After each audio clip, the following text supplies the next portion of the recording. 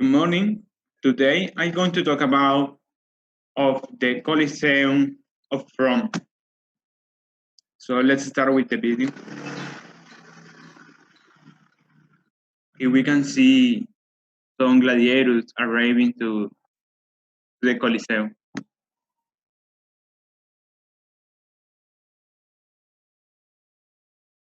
So it's located at Rome, Italy.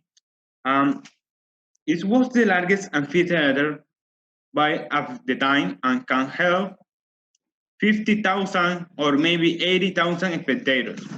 These numbers are very huge. If we compare with the stadium that we have today, we can see the difference. For example, let's say the maximum, 80,000.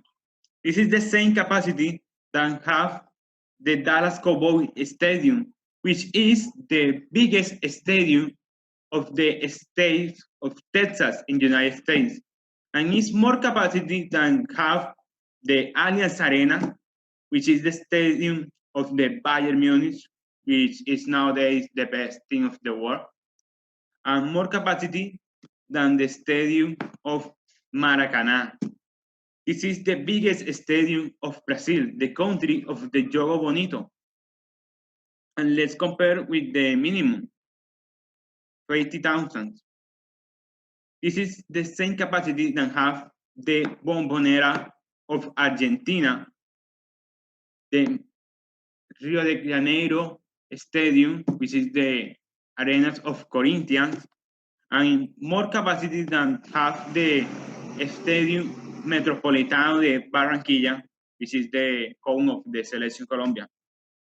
And see that numbers. It's a very huge structure. 5 meters of height and 155 meters of wide. This is a very big structure. So the construction began on the order of the Emperor Vespasiano at the year 72 after Jesus and was complete at the year 80 after Jesus by his successor and son, the Emperor Tito. Bread and circus. With this, I want to say that in the Coliseum, which was the place where a lot of gladiators, slaves, Christians, and criminals lost their life. In the case of gladiators fighting each other into the death, and in the case of the other, by gladiators or soldiers, for a spectacle for the people, for the, well, of course, the senators and the emperor saw the games, but it's more for entertain the normal people of the Rome.